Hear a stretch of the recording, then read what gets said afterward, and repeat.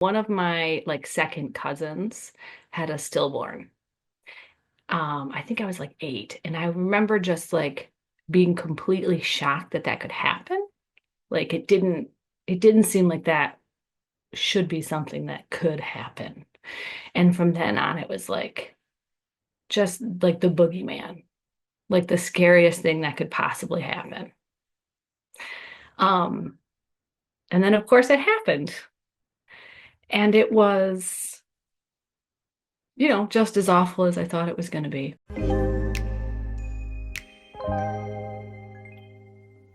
We didn't try to get pregnant. No one was a whoopsie baby. And everything was perfect. He moved good. Um, we took all the classes, the first parent classes. It was pretty great. And then I woke up one morning and I knew I was in labor, but my classes said, don't go to the hospital right away. Like, you should labor at home as long as you can, because if you're at the hospital, you're just going to be at the hospital and miserable. So I did. My friends were over actually playing D&D, Dungeons and Dragons. I am a nerd, very proud of it. And then we went to the hospital and they couldn't find the heartbeat at triage. And they brought an ultrasound machine in. And and then I could see from the ultrasound that he was gone. And then they told me I was going to have to labor. And I told them to fuck off. I said, I'm not laboring. That's ridiculous. You're giving me a C-section. I am not going through that. And my doctor was really nice. And he explained that it was better for my body if I labored. Um, and I told him to fuck off again. And then Adam, Adam, my husband, um, talked to me and he's like, this is, we need to make sure you're okay. You know, you are the priority.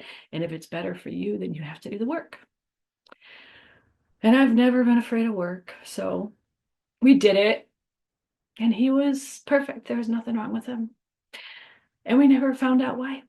They did all the tests, and had all the workup done and everything. They never found out what happened.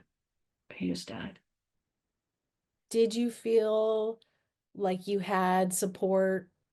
I had spotty support. When my support system was there, they were great, but I don't I don't think anyone can really support that much grief. It's just too much.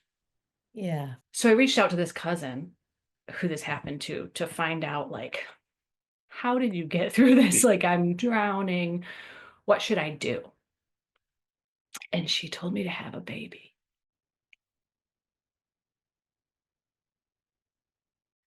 Um, I think that was one of the most hurtful things anyone's ever said to me in my whole life. Like it's a swap or something. Yeah, yeah, as if it's a swap and as if it's easy. Did you ever think if I don't have another, I won't be like recognized as having been a mother? Yeah. And I did get pregnant again pretty quick. I got pregnant again 3 months later. Um, and I knew, you don't know anything, but you feel like I knew it wasn't gonna work. Like, it just didn't feel right. And there was no heartbeat and the baby wasn't moving. So after the stillborn and the miscarriage, it was pretty scary that we wouldn't. And then we took a little break because trying every month is a loss. Every month. It's horrible. Um, and I needed a break from that because I was going crazy and I was starting to hate myself. And I don't want to go down that path. Um, and people kept saying, "Oh, that's when you're gonna get pregnant." And I just got so angry about that because why would you wish that on me? I need time for me. This isn't about the baby. I feel like when you're in that time of life, you know, when you can have kids or you're trying to have kids, people forget that you're a fucking human being who's important.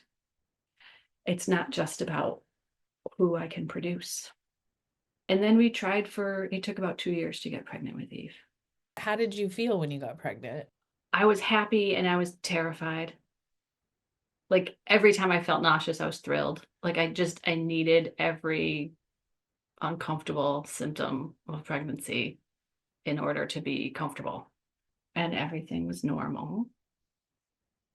And I would tell her stories about her big brother.